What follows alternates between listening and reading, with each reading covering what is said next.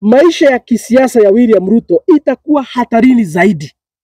Na chama yake ya KANU ikawa inaendeshwa na watu wengine, kina Gideon Moi, Nick Salat and the rest, bado mzee akiwa uhai, akiwa pale Kabaraka amepumzika. Kwa majina naitwa Isaac Mungai ama kijana msafi.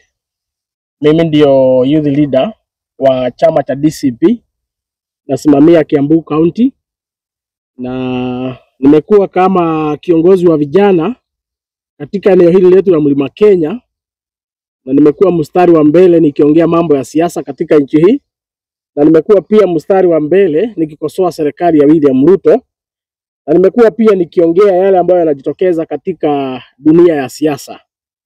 Na leo tuko na huzuni kama Wakenya wa jamhuri hii, kwa sababu ya vile ambavyo mnajua ya kwamba tumepoteza kiongozi kama taifa ambaye anaitwa former Prime Minister Raila Amolo Odinga, ambaye amejulikana na amekuwa kwa siasa kwa muda mrefu.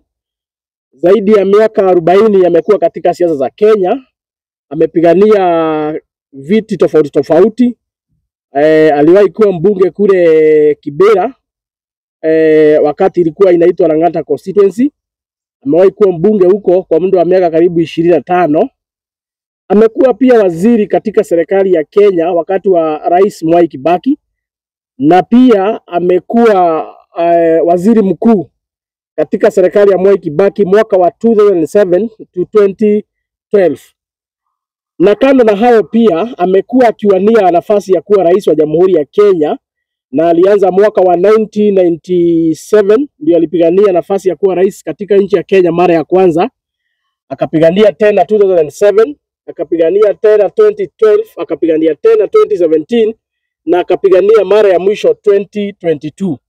Kwa hivyo ni kiongozi ambaye anajulikana vizuri katika mambo ya kisiasa nchi ya Kenya, na ni kiongozi ambaye pia anajulikana kwa amepigania mambo mingi, amepigania mapinduzi mingi katika mambo mbalimbali nchi ya Kenya. Kwa hivyo ni mtu ambaye ameguza maisha ya Wakenya katika njia moja ama ingine, na hilo ni jambo ambalo si la mrengo hii ama mrengo huu. Ingawaje naona watu wengine wamekuwa wakiongea mambo mingi, like the last 1 or 2 weeks, iko watu wamekuwa wakiongea mambo mingi kutoka ile mrengo ya watu wa broad based government. Ni vizuri niwaambie kwamba hili jambo limefanyika sasa. Hii si mambo ya mirengo, hili ni jambo ambalo limetukumba kama taifa la Kenya, na lazima kama wananchi zote tuhusike katika kusimama na familia ya mzee Raila Amolo Odinga, na pia kusimama na kama taifa tukue na nafasi hii ya kuomboleza mzee. Ndio vile ambavyo tumeona serikali imetangaza ya kwamba watampatia heshima ya kiserikali katika ile mazishi yake mpaka siku atapumzishwa. Tusimame na familia kuwaombea na kuwatakia mazuri na kuwatia nguvu. Hii si wakati wa watu kurushana maneno, si wakati wa watu kuongea mambo baya sijui dhidi ya hawa watu, kwa sababu ile kitu Mungu ametenda hakuna mtu ambaye anaweza badilisha.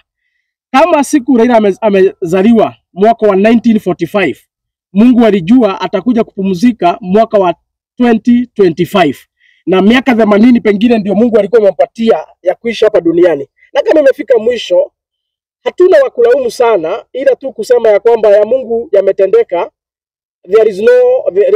God's case has no appeal. Hivyo ndivyo inasemangwa. Kwa hivyo niambie familia mzee Raila Amolo Odinga wajitie nguvu. Mimi kama kiongozi wa vijana na nikisimamia mrengo huu wetu wa DCP, sisi tutasimama na nyinyi kama familia kwa maombi, na tunawatia nguvu tu, na tunasema ya kwamba Mungu wetu atasimama na nyinyi, Mungu wetu atawatia nguvu, atawasaidia kuendelea. Hata kama mzee katika ile boma mtamkosa zaidi, Mungu wetu atasimama na nyinyi na atatembea na nyinyi. Wale ambao wamekuwa katika mrengo moja na mzee Raila Amolo Odinga na hasa chama cha ODM, najua pia ni pigo kubwa, kwa sababu yeye ndiye alikuwa party leader wa chama cha ODM na ameongoza hiyo chama kwa muda wa miaka 20. I think like 2 weeks ago mlikuwa mnasherehekea miaka 20 ya hiyo chama yenu, na mzee ndiye amekuwa party leader, yeye ndiye amekuwa akiwaongoza. Kwa hivyo najua kama chama na kama mrengo wa kisiasa pia mmepoteza, na ni pigo kubwa. Na niambie wanasiasa tujifunze na mambo kama haya. Ingawaje tunashindana, ingawaje iko mashindano ya kisiasa, iko wakati inafika kwanza tunaweka tofauti za kisiasa, kwa sababu hata kama tunapingana, hata kama we are disagreeing politically, mambo ya kifo ni mambo ambayo hatuwezi takia mtu yeyote. Ya, mambo ya kifo ni chungu, mambo ya kifo sio rahisi, na ni mambo ambayo hatuwezi takia mtu yeyote. Kwa hivyo ningeambia wanachama wa ODM, sisi tutawaombea, tutawatia nguvu pia, ili muweze kuendelea kama chama na mkue na mketi mjadiliane, mjue vile ambavyo mtaendelea bila mzee ambaye ndiye amekuwa party leader. Na ni vizuri pia niambie wanasiasa, sababu wakati tumekuwa na mashindano hapa, hasa hii mrengo yetu ya DCP, kiongozi wetu Rigathi Gachagua amekuwa akipigwa na mawe karibu kila wakati akienda mahali. Hata iko siku gari zake zimepigwa marisasi, siku alikuwa anatoka Marekani, gari zake zote tukapigwa mawe kule JKIA. Watu walikuwa wanajaribu vile ambavyo wanaweza umiza yule mzee ama wanaweza muua. Niambie watu wa kina Kimani Ichung'wah and the rest wale wako katika broad based government, hii uchungu leo ambayo imewakumba kama mrengo wa kisiasa, hii uchungu ya leo ambayo imewakumba kama mrengo wa kisiasa kwa sababu ya kupoteza mmoja wenu, ndio ile uchungu tumekuwa pia tukisikia kama mrengo wa United Opposition, wakati mnatupigia kiongozi wetu mawe, wakati saa nyingine mnajaribu hata kumuua. Hiyo uchungu ambaye iko sasa ndio hata sisi tumekuwa tukisikia. Kwa hivyo ni vizuri mjue ya kwamba vile ambavyo mnaumia ndivyo hata sisi tunaumia. Na way you are feeling ndivyo hata sisi huwa tunasikia. Kwa hivyo ni vizuri watu waheshimiane katika mirengo za kisiasa. Hii siasa ya unyama ya kutakiana mabaya, hii siasa ya unyama ya kuumizana, hii siasa ya unyama ya kupigana marisasi, mimi kama kiongozi wa vijana ningetaka ikome katika nchi yetu, kwa sababu hakuna mrengo ambaye inaweza shabikia kupoteza kiongozi wao. Na ndio maana tunasema leo sisi we are behaving like gentlemen despite the political differences. Sisi kutoka kwa mioyo yetu tunasimama na nyinyi na tunawaombea Mungu awatie nguvu muweze kuendelea. Na ni vizuri sema ya katika nchi ya Kenya iko siku tumeona kwa mitandao watu walikuwa wanaandika mambo mingi, like I think that was last week, watu wakisema ya kwamba, na hiyo propaganda ilitoka katika mrengo wa serikali ya William Ruto, wakisema ya kwamba Rigathi Gachagua na Kalonzo Musyoka ndio wameeneza habari katika mitandao ya kwamba mzee ni mgonjwa, ya kwamba mzee ni kama amekufa, na baadaye ikabidi mpaka Rigathi Gachagua akasimama kusema ya kwamba yeye hahusiki na hiyo maneno, na mambo ya afya ni mambo ya Mwenyezi Mungu, hawezi takia mwingine mabaya. Kwa hivyo ningeambia William Ruto, hii mambo ya siasa tusiingize hii maneno ambayo ni ya kuumizana mioyo. Tusijaribu kwenda katika hiyo barabara, kwa sababu hakuna mwenye anaweza takia mwingine mabaya. Na that was very wrong, kwa sababu hatujui, pengine mlikuwa mnajua yale yatatokea, and maybe that is why you tried to fix and to label the leaders in the opposition ya kwamba ni kama wanahusika na hiyo maneno. Maybe you wanted to create a hostile environment between our leaders in the opposition na maybe familia ama mrengo wa ODM, and that was very wrong. Tusijaribu kufanya siasa chafu vile ambavyo mzee amepumzika Raila Amolo Odinga. Tusijaribu kucheza siasa chafu za kupiganisha mrengo hii na hii jamii ya watu wa Nyanza. Tusijaribu kupiganisha watu wa mrengo hii na hii familia mzee Raila Amolo Odinga. Tukienda hiyo barabara kama viongozi tutakuwa tumekosa heshima, tutakuwa tumekosea, na hiyo itakuwa tu tuna behave kama watu wakora, and it is wrong as leaders. Kwa hivyo nisema ya kwamba mambo ya Mungu hatuwezi uliza swali, yale ambayo yamefanyika. Kwa hivyo jambo la muhimu ni vile ambavyo sasa wale wameachwa, hasa familia ya ODM, mrengo wa ODM, familia ya ODM, wajue vile ambavyo watajipanga kuendelea, ndio wajue vile ambavyo wataendesha siasa zao. Na kwa sababu najua mambo ni mingi itaongewa, hata sisi tukiendelea tutaongea tu, kwa sababu nafikiri mzee wakati aliongea mara ya mwisho alisema ya kwamba yeye anaunga tu mkono William Ruto katika hii kipindi yake ya kuongoza kwa sababu ya zile 10 points ambazo walikuwa wameandikania. Lakini siku za mzee za mwisho hakuna mahali alisema ya kwamba anaunga William Ruto kusimama kiti mara ya pili 2027. Hakuna mahali kama hapo tulisikia mzee Raila Amolo Odinga akisema. Hiyo ni kumaanisha the ODM family you at liberty going forward to choose any of the political formation that you would wish to join. You are at liberty. Hamjafungwa na chochote kile. Kwa sababu mzee aliongea siku zake za mwisho wakati alikuwa kule, tulimsikia akisema ya kwamba yeye ikifika 2027, hata nisikia akisema ya kwamba hii chama yetu, wale wanasema hatutasimamisha rais, nani anawaambia hii chama hatutasimamisha mtu wetu? So I think there is no any agreement or any promise, either verbal promise ya kwamba ati mzee alikuwa ameambia William Ruto atamunga mkono. Kwa hivyo naambia hivi wafuasi wa baba na wafuasi wa ODM, ili wasijaribu kuingizwa katika mitego na wale wakora wa serikali wakiambiwa mambo mingi ati mzee alisema hii, mzee alisema hii. You at liberty as a region, as a political formation, as a political party to make any choice of joining any political formation going forward for the sake of your future politics. Ni vizuri kusema hivyo. Na nikimalizia mimi ningeomba wanasiasa, kwa sababu leo naona iko watu wengi wametokea kwa barabara, pengine ni ile uchungu ya kupoteza kiongozi wao wanaandamana. Mimi ningeomba wanasiasa, tafadhali tusiingize hawa vijana ambao saa hii tumeona kule barabara na wamama wanaandamana kwa sababu ya uchungu ya kuumia kwa sababu ya kupoteza kiongozi wao. Tusiingize mambo ya siasa hapo. Raila was a nationalist. Hata kama alikuwa kiongozi wa chama cha ODM, yeye alikuwa kiongozi wa kitaifa. Yeye ni kiongozi ambaye anajulikana dunia mzima. Kwa hivyo ile heshima inafaa kupatiwa. Hii sherehe ya kumuna kupumzisha huyu mzee, mimi ningeambia viongozi, tafadhali, you must behave. You must behave. Lazima muonyeshane ukomavu katika vile ambavyo mtahando hii maneno. Kama ni serikali ndio wanaongoza, the leaders in the elected opposition pia wapatiwe nafasi. Wakitaka kutembelea ile familia, wakitaka kupeleka rambirambi zao, wakitaka kuenda siku ya kueulogize mzee, wapatiwe nafasi vile ambavyo inastahili. Kwa sababu hii ni mambo ya kitaifa. Tusijaribu kuingiza siasa za ukubavu, siasa za ushenzi hapo, kujaribu kuleta migawanyiko hapo na matusi mingi and the blame game. Kila ambacho kimeendelea ni Mungu alikuwa amepanga na ni Mungu yote anajua. Nitachukua swali moja ama pengine swali mbili ama maswali matatu, alafu kisha tutatamatisha. Leo sisikii kuongea zaidi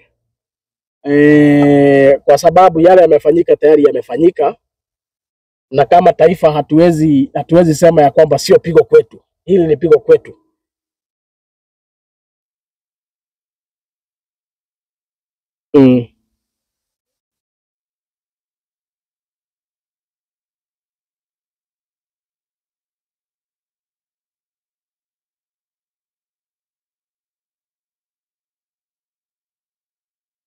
Raila, one of the characteristics ya mzee Raila Amolo Odinga, he was a very brave politician. Na kwa muda mrefu, I think after Kenneth Matiba, mtu mwingine ambaye amejitokeza, ambaye anaonekana ni shujaa wa siasa na ni mtu ambaye hana uoga kabisa, amekuwa mzee Raila Amolo Odinga. Kwa sababu hata mkikumbuka katika maisha yake ya kisiasa, he was a fighter for the changes. Ni yule mtu alikuwa anasukuma mambo mpaka kunakuwa na mabadiliko. Ni yule mtu alikuwa anajaribu kupigana na forces mpaka anahakikisha kwamba mabadiliko yamefanyika. Ni yule mtu hata mngemwambia hakuna kufika CBD na hakuna kuandamana, hiyo siku ataandamana. Mkitaka kupiga gari yake risasi, mkitaka kumpiga mawe, mpige mawe. Lakini ni yule kiongozi ambaye alikuwa shujaa zaidi, sio mtu alikuwa kutishwa ama kuuziwa uoga. That was Raila Amolo Odinga for you. He was a very, very, very brave politician. You could not intimidate him. Haungemuuzia uoga, haungemthreaten, haungemwambia sijui hutaenda wapi. Alikuwa anahakikisha kwamba amefika. And I think the only leader as of now, yule ambaye tunaweza sema ameonyesha ukakamavu na ushujaa kama mzee Raila Amolo Odinga, ni Rigathi Gachagua. Kwa sababu pia tumemuona katika mstari wa mbele akiongea, akitetea Wakenya wa jamhuri hii bila kuogopa. Tumemuona katika mstari wa mbele akiongea zile vitu zimefichwa katika siri sana kwa serikali, hata wale viongozi wengine wanashtuka. Na nafikiri iko siku umesikia Jeremia Kioni akisema ya kwamba wanafurahia vile Rigathi Gachagua amewaunga mkono katika mrengo wa upinzani, kwa sababu yale maneno anaongea hakuna mtu mwingine anaweza ongea isipokuwa yeye mwenyewe. And you remember when Raila Amolo Odinga was actively in opposition, he used to give us the secret, ile mambo ambayo inaendelea ya siri katika serikali. Mzee Raila Amolo Odinga ndiye alikuwa anafichuria wa Kenya when he was actively acting as a leader of opposition. Kwa hivyo yule ambaye anaonekana ni kama amerithi mzee Raila Amolo Odinga katika kukosoa serikali kwa njia ambayo ni ya ukakamavu, kwa njia ambayo ni ya ushujaa, na mtu ambaye haezi tishwa na haezi uziwa uoga ni Rigathi Gachagua. Kwa hivyo ni vizuri kusema hivyo, kwa sababu pia yeye tumemuona wakati anaenda katika mikutano yake anajaribu kutishwa, tumemuona akifika. Tumeona hata akirushiwa mawe anafika. Tumeona hata gari yake kipigwa risasi anafika. Hakuna siku hata moja tumeona Rigathi ati amekuja mikono amkia ati ameogopa mtu yeyote. So nafikiri hiyo kali, hiyo kali, the braveness of Rigathi Gachagua ni exactly ni ile ambayo ilikuwa na mzee Raila Amolo Odinga. Hao wawili ndio wale tu viongozi tumekuwa nao ambao hauwezi mtishia, hauwezi muzee uoga. Kila anataka kuachieve lazima ataachieve, na kila anataka kusema lazima atasema, hata kama wewe ni nani. Kwa sababu nakumbuka hata wakati mzee aliambiwa hautajiapisha, akaambiwa that is a treasonable act. Akaambiwa ukijiapisha kule Uhuru Park utanyongwa ama utafungwa jela. Bado mzee alifika huko na akaleta watu karibu milioni 1 kwa uwanja na akajiapisha. So huyo ni yule mzee akisema atapitia hapa atatengeneza barabara atatengeneza. Na yule mtu tumemuona tu akona such kind of characters. Na anafuata hizo nyayo ni Rigathi Gachagua. Rigathi Gachagua akisema hapa barabara itakuweko, atabomoa na hakikisha kumepatikana barabara. And we appreciate him for that very well. So ingine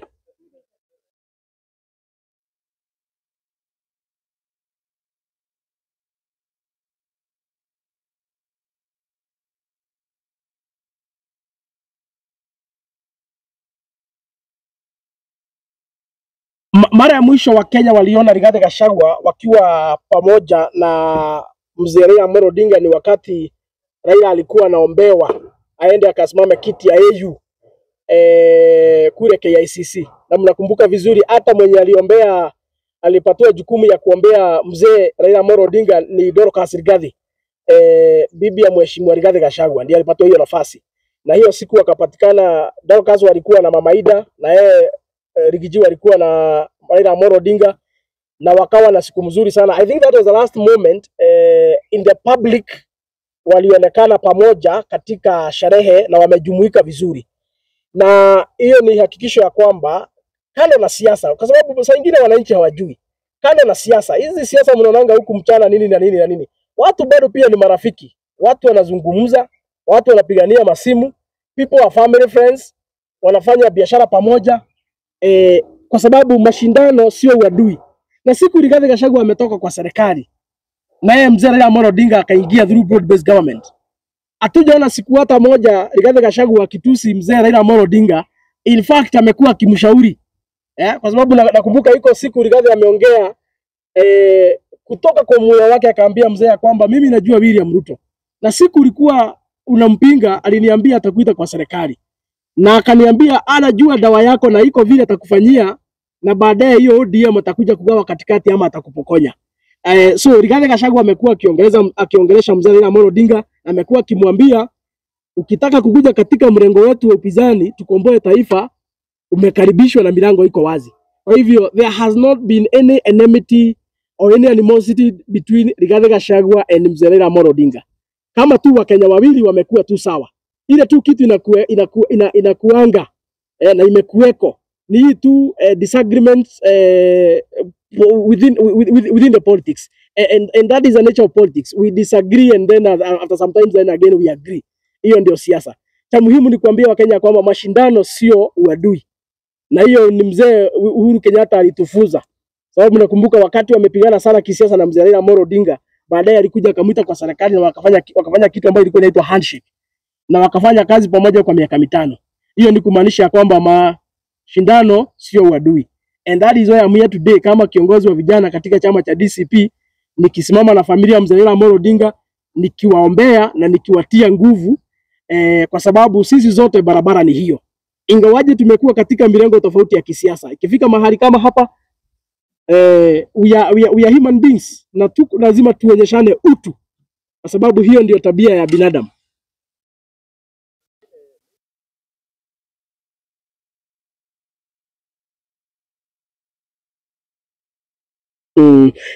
Iko siku wakati mambo ilichacha zaidi, na Wakenya wakasema ya kwamba William Ruto must go, na Wakenya wakasema ya kwamba wamechoka na serikali ya William Ruto kwa sababu imejawa wakora, imejaa wizi, imejaa watu wanaua Wakenya kiholela.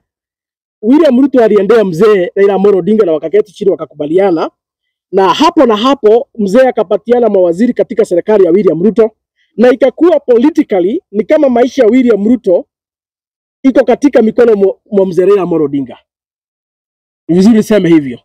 Vile ambavyo walishikana katika broad based government, maisha ya William Ruto ya kisiasa ilikuwa hatarini. Na siku mzee Raila Amolo Odinga alikuja, wakasalimiana na akakubali wakuwe na kuandikiana, wakakuwa na broad based government.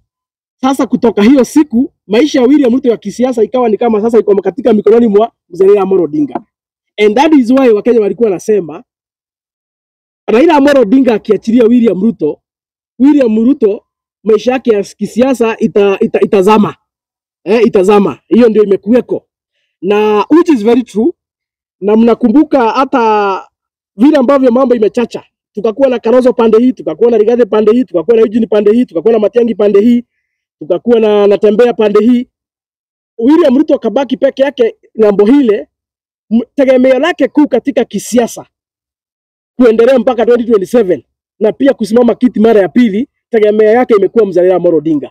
Vile ambavyo mzee ameenda, na ilikuwa pengine mpango ya Mungu, vile ambavyo mzee ameenda, maisha ya kisiasa ya William Ruto itakuwa hatarini zaidi, kwa sababu Raila was his hope.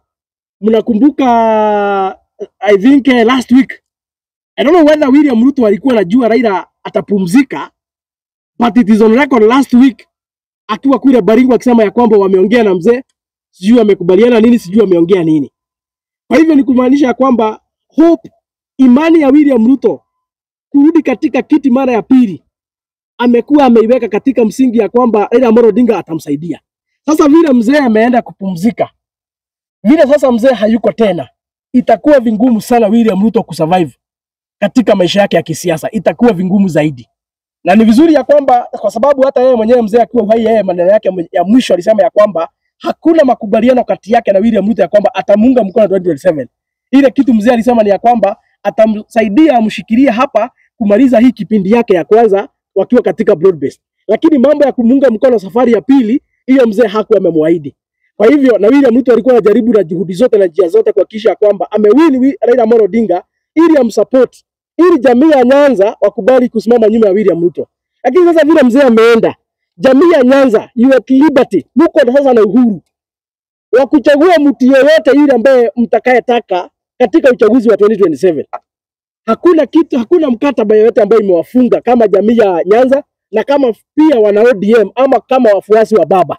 Hakuna mkataba yoyote imefunga nyinyi. Mko na uhuru wa kimawazo katika siasa kuunga mkono mtu mwingine yote yule ambaye nyinyi mtajitakia ama yule ambaye mtakubaliana. And therefore, naona kwa mitandao watu wameanza kusema yenyewe one time is confirmed. I think it is obvious. William Ruto without Raila Amolo Odinga, it is obvious hakuna mahali sasa kisiasa ataenda. Atazama, atasambaratika, maisha yake ya kisiasa sasa itafika tu mwisho.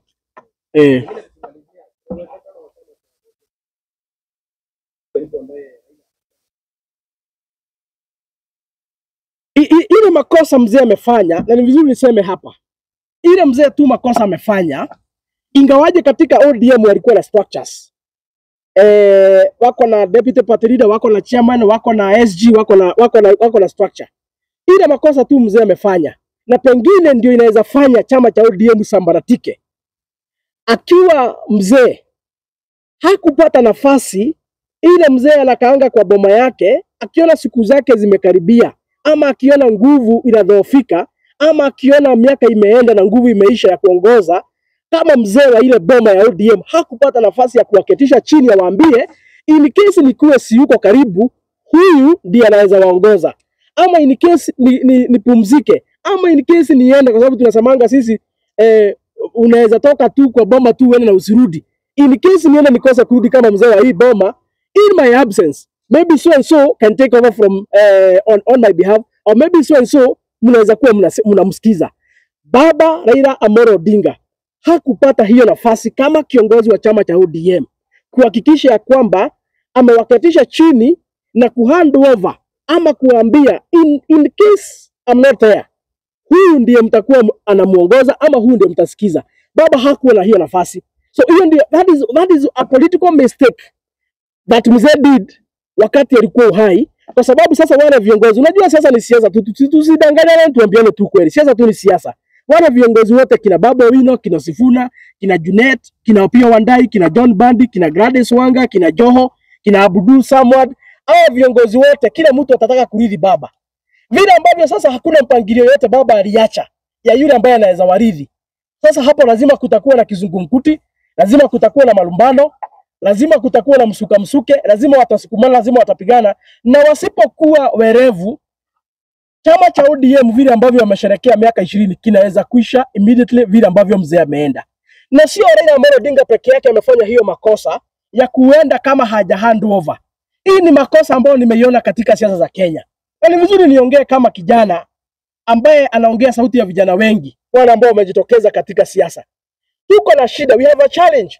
Hawa viongozi wetu, unaona mtu wako na miaka 70, mtu wako na miaka 80, yeye ndiye party leader, ako na viongozi nyuma yake wale ambao wamekuwa kimfuata wakimunga mkono, lakini hataki kuhand over chama, apumzike, aone vile ambavyo vijana wanaweza endesha chama hata kama ako uhai hajakufa. Si lazima ugojee mpaka siku utakufa ndio wale viongozi wako katika chama yako wa take over. You can still as well hand over when alive. Uko na miaka 70, nguvu imeisha, hawezi chapa mikutano 10 one day. Hakuna haja uendelee kukalia katika hiyo kiti, unafaa upumzike kazi, uchukue kijana mmoja katika hiyo chama, uone vile ambavyo vijana wanaweza pengine leta mabadiliko katika hiyo chama, ama vile ambavyo wanaweza zunguka katika taifa wakiuza chama ama manifesto ya chama. Kwa hivyo hiyo ni shida tuko naye kama wa Kenya, siasa za Kenya. Si mzee peke yake ameaga na hiyo shida. Na pia by the way, in the same spirit, hata ningiongelesha mzee rafiki yetu Uhuru Kenyatta, the former head of state, as a moment is a Jubilee party leader, na amestaafu kukuwa rais wa Jamhuri ya Kenya. Sitaki kusema Uhuru Kenyatta atatuacha hivi karibuni, sitaki kusema hivyo, tunamuombea maisha marefu. Lakini kama vile ambavyo hakuna mtu anajua mipango ya Mungu, ile kitu ningeambia pia mzee Uhuru Kenyatta, hii chama yako ya Jubilee hata kama iko na structure, why can't you also in that spirit, ndio sikuje kuleta confusion katika chama, watu wanapigana huko, watu wakikusukumana, you pick a one person mwenye utamenta akuwe party leader wa chama, azunguke tu bado kama ungali huko. Because I think the only man who tried to do this was Mzee Moi. Mzee Moi alihand over chairmanship ya chama ya KANU wakati alistaafu kukuwa rais wa Jamhuri ya Kenya. Na chama yake ya KANU ikawa inaendeshwa na watu wengine, kina Gideon Moi, Nick Salat and the rest, bado mzee akiwa uhai, akiwa pale Kabaraka amepumzika. And therefore this is an appeal I'm making. It is an appeal I'm making to our fathers in politics, our leaders in politics, wale ambao tuko nyuma yenu. Tafadhali msikuwe mnagojea mpaka siku taa inazimwa ya maisha yako, chama inaachiwa confusion, wafuasi wako wanaacha wakipigana. At least panga bomo wakati uko uhai. Wale wazee ambao sisi tumekuta, tumezoea kwamba mzee wa boma akifika mahali aona ni kama mambo nguvu imemuishia, mzee anaitanga watoto wake na bibi zake, anawaketisha chini, anawaambia nini ni watoto wangu na hii familia ni yangu, na ile siku sitakuwa uhai ama ile siku sitakuweko, msikizange huyu ndiye kiongozi wenu. Hii boma tumeona wazee wengi wana appoint family leaders wakati angali wako uhai. So it is something that is doable, ni kitu ambacho ni rahisi kufanyika. Kwa hivyo I'm making an appeal to our political fathers ya kwamba usikubali uende kaburini kama bado umeshika manto. Ukiwa uhai na umeona nguvu imepungua, mbio ulikuwa nayo imepungua, chukua manto, patia mtu mwingine katika chama aendeleze. Because we as young people, we are ready to be mentored by you, our political fathers. Hatuna vita na nyinyi, tunawaheshimu nyinyi, ndio mababa zetu wa kisiasa, but at the same time tunasoma polepole tukiwa nyuma yenu. ni vizuri msikuje mkatuachia vita katika familia ya vyama. So that is my take about the ODM, whether it will split or not after Mzee now has passed. Mm.